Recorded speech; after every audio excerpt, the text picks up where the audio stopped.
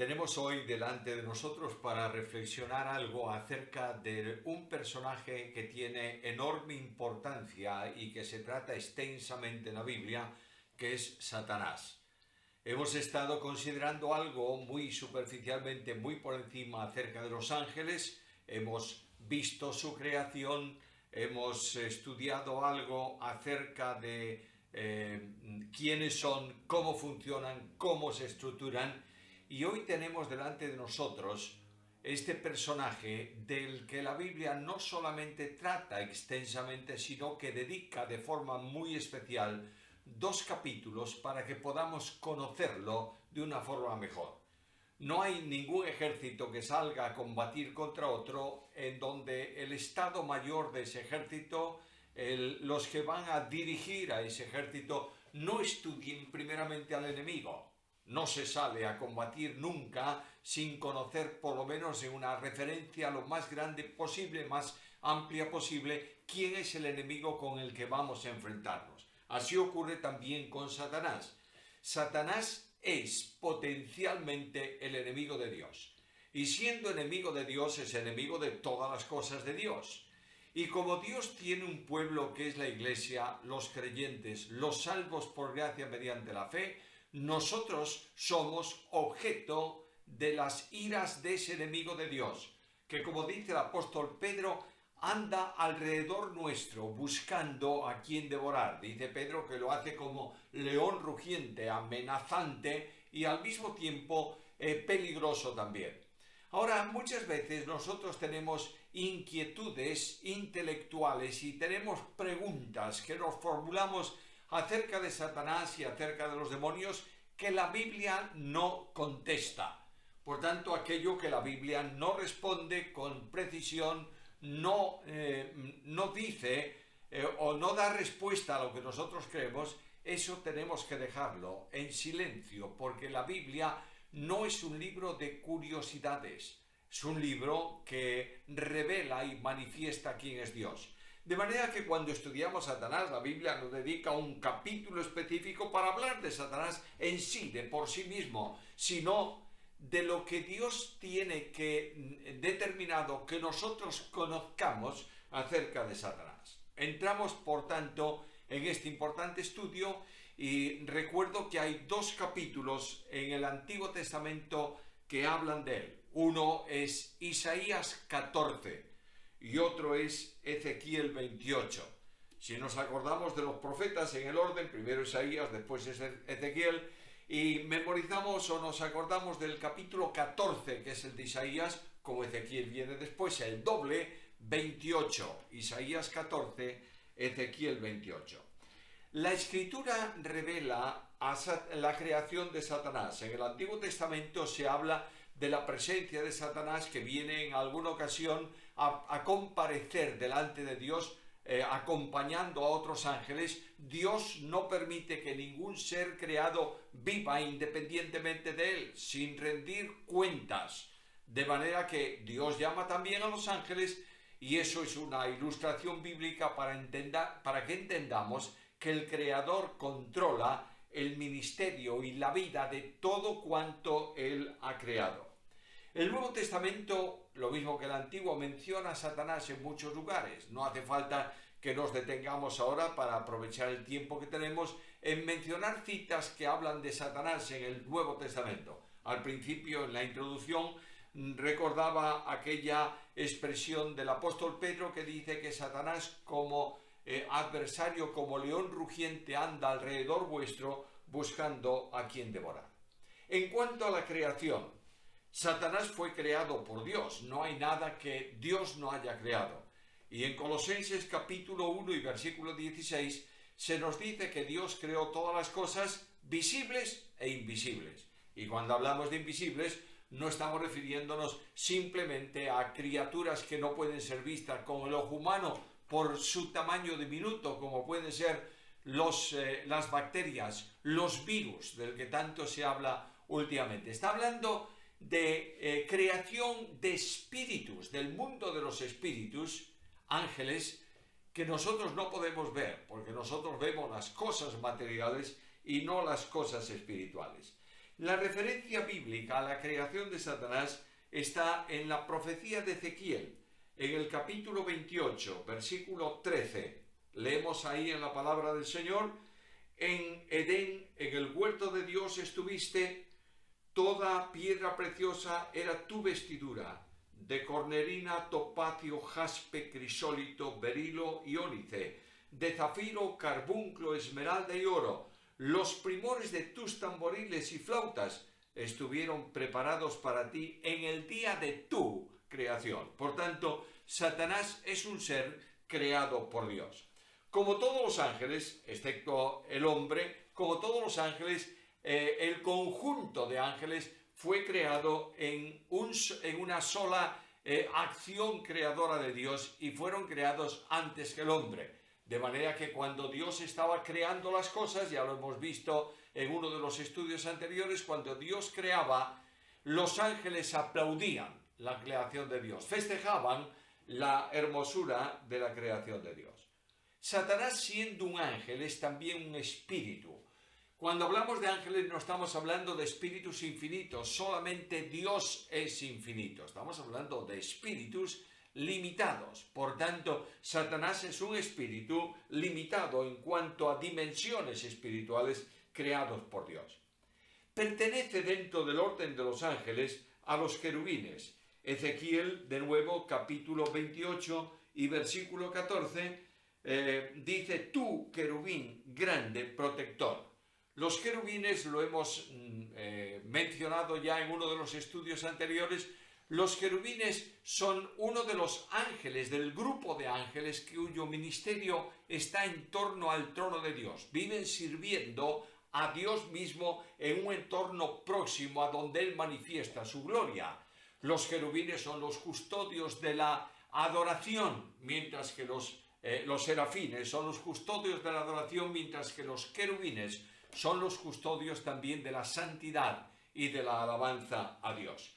Pertenece al orden de los querubines y fue el ser más perfecto salido de la mano de Dios. Capítulo 28 de Ezequiel y versículo 14. Tú, querubín grande, protector, yo te puse en el santo monte de Dios. Allí estuviste, en medio de las piedras de fuego te paseabas. Ahora nota el versículo 15 también. Perfecto eras en todos tus caminos desde el día en que fuiste creado. Dios preparó, creó, produjo, trajo a la existencia un ser perfecto en conocimiento y perfecto en dimensión intelectual. Algo más, era el ser más hermoso que Dios ha creado.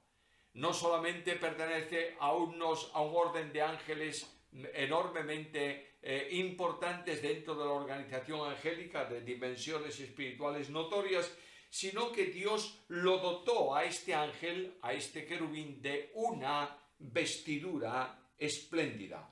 Capítulo 28 de nuevo de Ezequiel y el versículo 13. En Edén, en el huerto de Dios estuviste. De toda piedra preciosa era tu vestidura, de cornerina, topacio, jaspe, crisólito, berilo y ónice, de zafiro, carbunclo, esmeralda y oro. Este conjunto de piedras preciosas aparecen 3 veces en la Biblia. Una aquí en la vestidura de Satanás, otra en el pectoral del sumo sacerdote, sobre cuyas piedras, 12 piedras grabadas que llevaba sobre su pecho, estaban los nombres de las 12 tribus de Israel, y otra en los cimientos de la ciudad santa.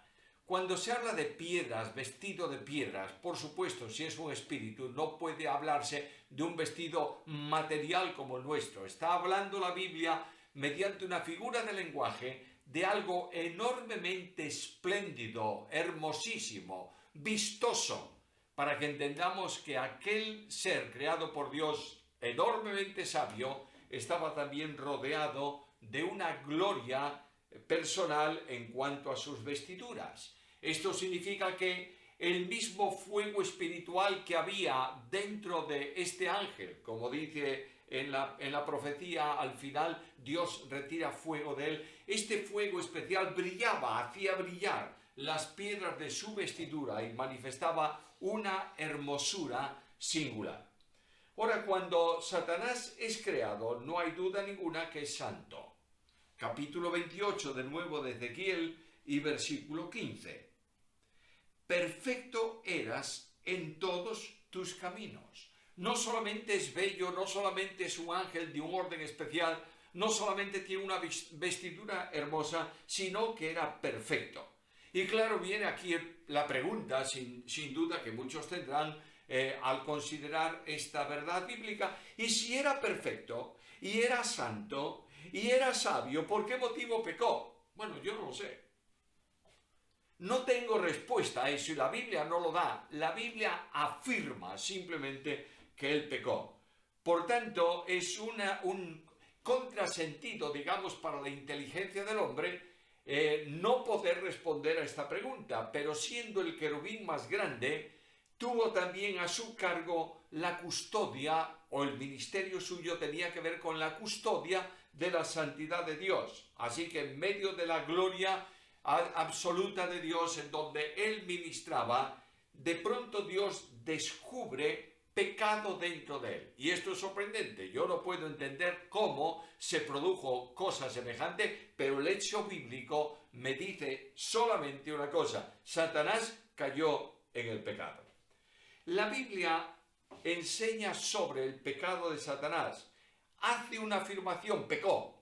Pero no da las razones, porque la Biblia no está escrita para satisfacer mi curiosidad, sino para revelarme verdades que tiene Dios en su conocimiento y que me las comunica para que yo conozca cómo es Dios. Satanás fue perfecto en su existencia hasta un momento. Notad que ese versículo que leíamos antes, el versículo 15, dice: perfecto eras en todos tus caminos desde el día en que fuiste creado hasta que se halló maldad en ti. Por tanto, la perfección suya, la santidad de este ser, se mantuvo estable, se mantuvo en limpieza durante un tiempo, hasta que.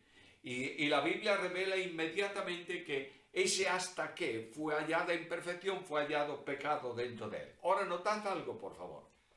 Satanás no había hecho nada, visiblemente hablando, por el que Dios detectara que estaba pecando.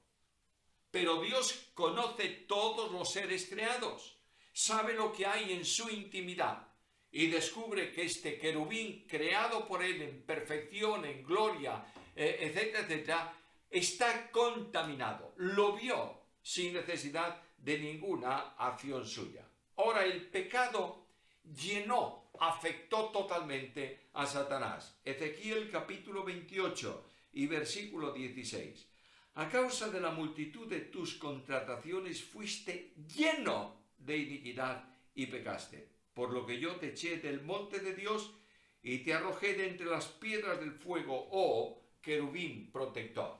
De manera que por las contrataciones, es decir, por el ministerio, por las acciones encomendadas por Dios a él, comenzó a dar rodeos, y en este dar rodeos, que implica un ejercicio activo de alguna cosa, en medio de esto, Satanás comenzó a verse a sí mismo y a dejar de ver a Dios. Este rodear, este dar vueltas a una cosa, está en la Biblia como ministerio satánico permanente.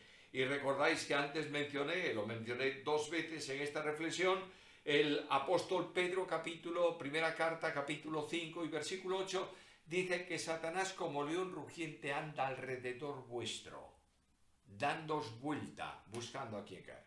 Recordáis, los lectores de la Biblia, que cuando Satanás comparece con los ángeles delante de Dios y Dios le pregunta a Satanás: ¿de dónde vienes? La respuesta suya fue esta: de rodear la tierra. Y no significa en modo alguno que Satanás esté dando vueltas alrededor del globo terráqueo como si fuese un satélite. No.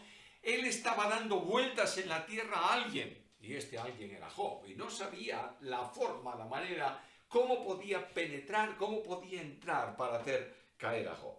Ahora, el orgullo se manifiesta en Satanás. Mirad, por favor, en el capítulo 28 de Ezequiel, versículos 17 y 18.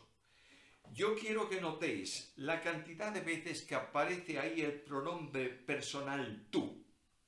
Se enalteció tu corazón a causa de tu hermosura, corrompiste tu sabiduría a causa de tu esplendor. Yo te arrojaré por tierra delante de los reyes, te pondré para que miren en ti, con la multitud de tus maldades, con la iniquidad de tus contrataciones, profanaste tu santuario. De manera que aquí tenéis un pronombre personal tú. Dios está viendo a Satanás, viendo su condición pecaminosa y dice, tú eres esto y esto y esto. Ahora, tómalo al revés. Mira el texto como si lo dijese Satanás y en lugar de un tú, tendría que utilizar un yo. Y tendría que decir, a causa de mi hermosura, de mi esplendor, de mi sabiduría. Cuando el hombre, el ser creado, el ángel en este caso, deja de ver a Dios y se mira a sí mismo, comienza a sentirse grande. Por eso la Biblia nos exhorta a los creyentes a mantener nuestra vida cristiana de una determinada manera, puestos los ojos en Jesús. Ahora, el pecado profanó a Satanás y de pronto Dios retira la gloria que le había dado. Versículo 18, final del versículo 18, dice, profanaste tu santuario, yo pues saqué fuego de medio de ti, el cual te consumió. Por este acto, Satanás viene a ser un pecador, sujeto y esclavizado a su pecado. Satanás se levantó contra Dios y Satanás no puede dejar ya de hacerlo por una razón, porque su condición moral, natural, su ética espiritual es precisamente esta, luchar contra Dios. Y ese pecado generó en Satanás dos cosas, mentira y deseo de muerte. Cristo dijo que Satanás es mentiroso y homicida. Ahora, ya conocemos que Satanás cayó en el pecado. Fue el primer gran pecador de la historia del pecado en el universo, en la creación de Dios. Ahora, tengo que ir a Isaías para darme cuenta de los pasos en la caída de Satanás. Ezequiel me dice, mira, Dios descubrió que había pecado en Satanás. Bien. Dios retiró a Satanás del ministerio. Está bien. Pero ¿por qué motivo Satanás llegó a esto? Y tengo que ir a Isaías capítulo 14, versículos 12 al 14, para descubrir por qué razón Satanás cayó en este pecado. Y ahí nos da los pasos que él planeó en su corazón. Notad que no había ejecutado ninguno. Dios vio el pecado en el interior del ser creado por él. Ahora, notad Isaías capítulo 14. Primer deseo perverso de este querubín. Tú decías en tu corazón, subiré al cielo, en lo alto, junto a las estrellas de Dios. La Biblia habla de las estrellas como forma figurativa para referirse a los ángeles. De modo que lo que él dice, yo voy a salir del lugar donde estoy. Los ángeles están en el cielo, tienen sus moradas en el segundo cielo, pero él dice, yo voy a subir ¿a dónde? Al cielo, donde Dios manifiesta su gloria, su grandeza, su perfección, y allí, junto al trono de Dios, voy a levantar mi trono. Y notad que dice, junto a las estrellas de Dios, levantaré mi trono. Es decir, voy a levantar un trono paralelo al trono de Dios. Que Dios siga teniendo su trono y sea adorado si alguien le quiere adorar y se cuide de su universo si quiere cuidarse, pero yo quiero un trono donde pueda mandar, gobernar, ejecutar mi voluntad y estar rodeado de alguien que me obedezca. ¿Y quién va a ser? Bueno, los ángeles creados por Dios. Cuando este trono esté levantado, piensa Satanás en su interior, entonces Dios dejará de ser el soberano. Y alguien, un ser creado, alcanzará el propósito de gobernar. Yo no sé si los ángeles conocían el plan de Dios para el mundo en cuanto a la creación del hombre. No lo sé, no puedo afirmarlo, simplemente sugiero que Dios revela a los ángeles el proyecto de la creación y empieza a crear y los ángeles aplauden, digamos así, por lo que Dios está haciendo. Y Dios dice, voy a crear ahora un ser. a nuestra imagen y semejanza, que es el hombre, y lo voy a colocar en la tierra y le voy a dar un trono para que gobierne una porción de mi creación. De modo que Satanás dice, bueno, Dios pondrá a alguien gobernando en la tierra, pero yo voy a tener un trono mayor que el que Dios pretende para este ser que él va a crear. Voy a levantar mi trono junto al trono de Dios. El tercer deseo impío está expresado en el versículo siguiente, en el versículo mismo que estamos leyendo, versículo 13, y en el monte del testimonio me sentaré a los lados del norte. Esta referencia a los lados del norte está en el Salmo mesiánico, en el Salmo 48, que dice, grande es el Rey a los lados del norte. Está refiriéndose al propósito de un trono estable que Dios había determinado. Y dice, no será para el rey que él determina, será para mí. Me sentaré a los lados del norte y recibiré la alabanza, la bendición que las naciones van a traer a ese que va a gobernar en el nombre de Dios en toda su creación. Cuarto deseo impío, versículo 14. Sobre las alturas de las nubes subiré. La nube en la Escritura es símbolo de la gloria de Dios. Dios había dado gloria a este ser que él creó. El ministerio suyo en torno al trono de Dios era importante y Dios lo vistió con un ropaje acorde, en consonancia con el ministerio que iba a tener. Ahora, las nubes, dice la Biblia, que son la carroza de Dios y la gloria de Dios se manifiesta en las nubes. Por tanto, la idea diabólica del pensamiento de este ser caído ya en el pecado es que no me basta la gloria que tengo. Dios no me está tratando bastante. Míralo, el ministerio que me ha dado, la responsabilidad que tengo, los ángeles que estoy dirigiendo, la funcionalidad de mi ministerio. Dios no ha tenido bastante. No estoy bastante hermoseado, no tengo gloria suficiente. De manera que lo que voy a hacer es subir por encima de las nubes, en el sentido de adquirir una gloria mayor que la que tengo. ¿Sabéis que el anticristo surge por el poder de Satanás? Y dice que se exalta sobre todo lo que se llama Dios o es objeto de culto. Ahí tienes a Satanás.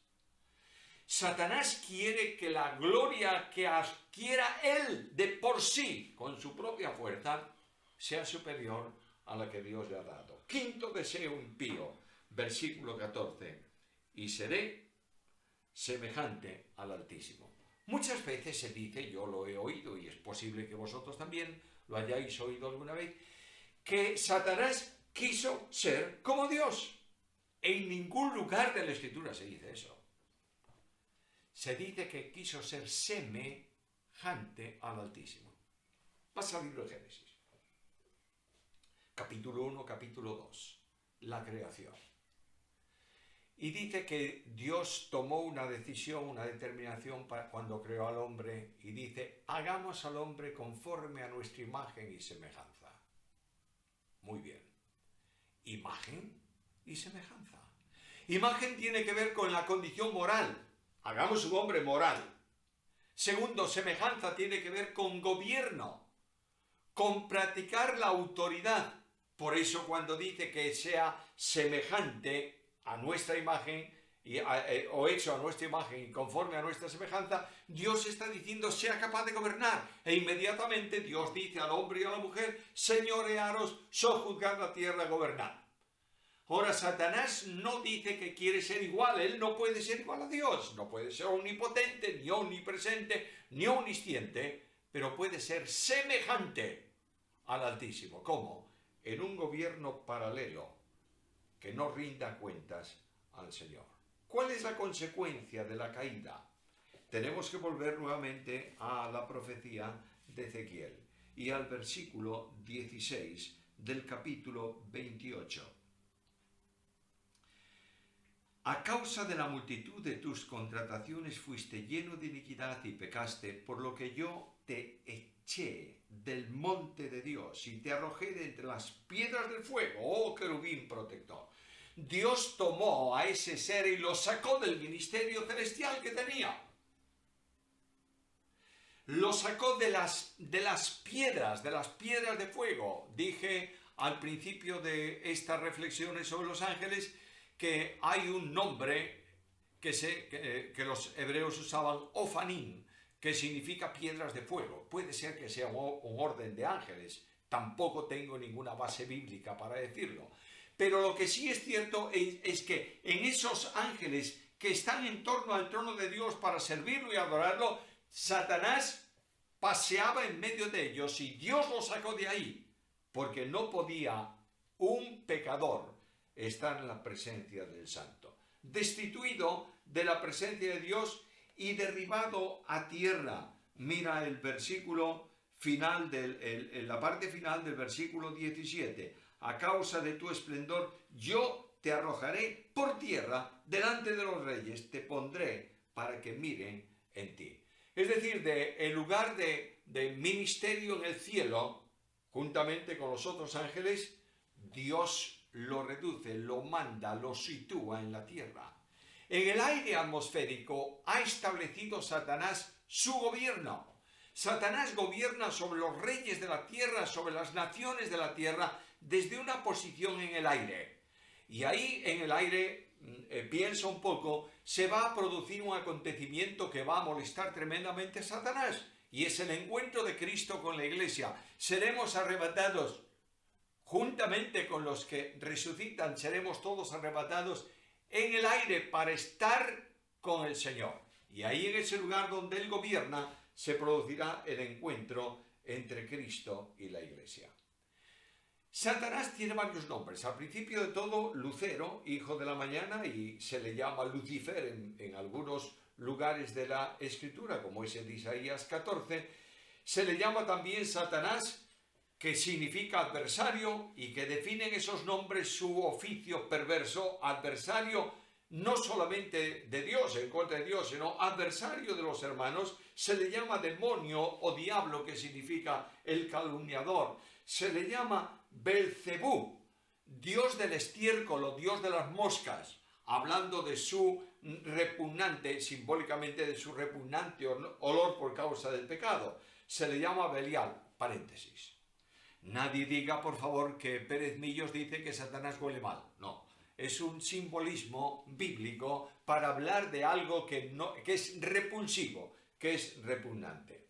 Ahora, tiene nombres también de posición. Se le llama el maligno porque vive practicando el mal y induce al mal. Se le llama el tentador porque quiere hacer caer a los hombres en el pecado. Se le llama el príncipe de este mundo. Veremos un poco más de esto adelante. El Dios de este siglo, el príncipe de la potestad del aire, Efesios capítulo 2, versículo 2, el príncipe de los demonios, y hay otros nombres que se relacionan con su carácter. Por ejemplo, Satanás, que procede de Satán, que significa adversario, diablo, que significa calumniador, serpiente antigua, alusión diabólica a la tentación, a la primera tentación en donde nuestros primeros padres cayeron. Se le llama el gran dragón también, como un elemento repugnante y que produce temor. Se le llama el maligno, el destructor, en fin, tiene un montón de nombres que la Biblia da a este personaje. Se le llama el engañador. No solamente engaña para hacer caer en el pecado, de una forma, yo digo, violenta. Engaña pervirtiendo la palabra. No hay personaje que busque desvirtuar la Biblia más que Satanás. Y las características actuales de Satanás son, como acabo de mencionar, que el pecado está arraigado en su corazón.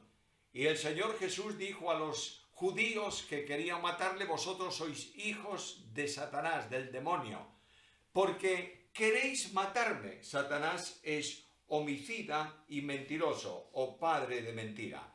Uno de los oficios tremendos de Satanás es que es el acusador de los creyentes. Permanentemente está acudiendo a la presencia de Dios para acusarnos a nosotros. Alguien me preguntaba estos días, ¿cómo es posible que Satanás, siendo pecador, pueda acceder a la presencia de Dios? Bueno, no puede acceder al cielo de gloria donde Dios se manifiesta de una forma especial, pero la presencia de Dios está en todo lugar, Dios está en todos los sitios.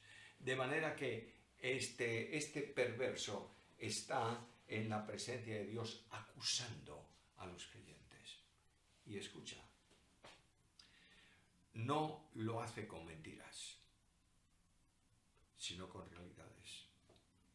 Exhibe delante de Dios mi condición y dice, mira cómo se comporta, de qué forma vive, cómo se manifiesta. Tremendamente triste para cada uno de nosotros en esta experiencia de una vida limitada en santidad delante del Señor.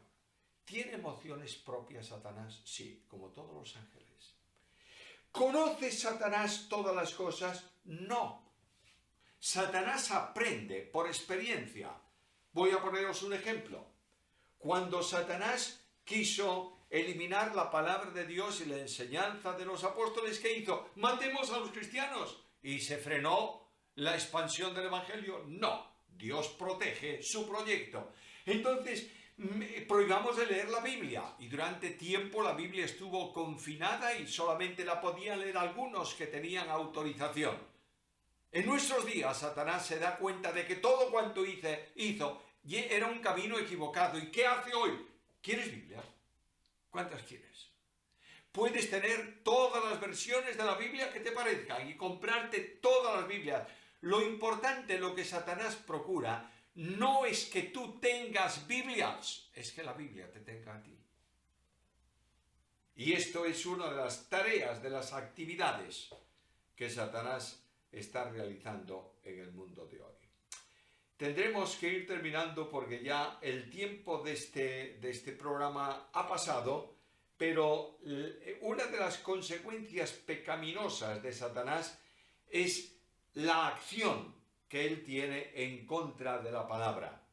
Satanás es perverso y procura además no solo que la gente, las personas, los creyentes no vivan conforme a la Biblia, sino que ha hecho algo tremendo. Hizo por su deserción, por su pecado, consiguió que la tercera parte de las estrellas del cielo, Apocalipsis 12:4, le siguieran.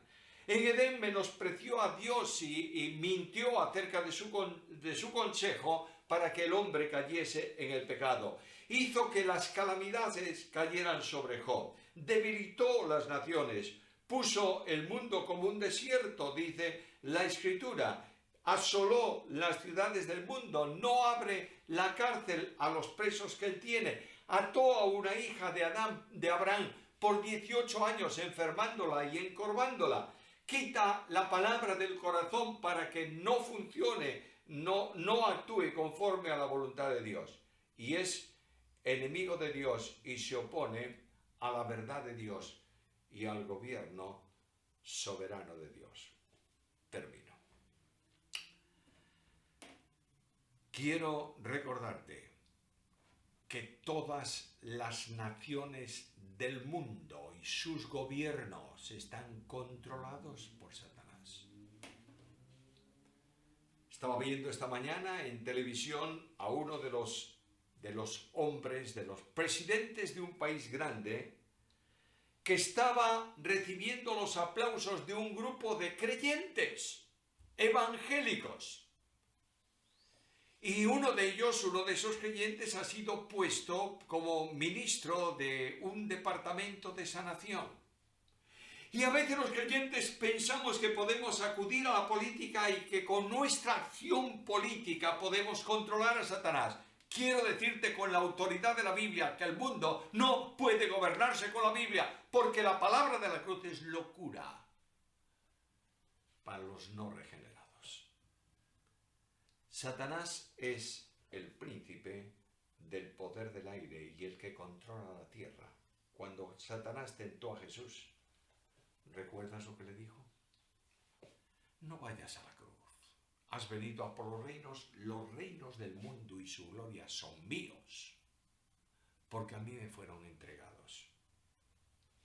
No fueron dados Dios dio los mundos, la gloria del gobierno del mundo al hombre, pero el hombre entregó eso a Satanás. Y Satanás actúa en esa posición procurando que el mundo viva de espaldas a Dios. Ya hemos dicho todo acerca de Satanás, ¿qué va? No hemos dicho nada.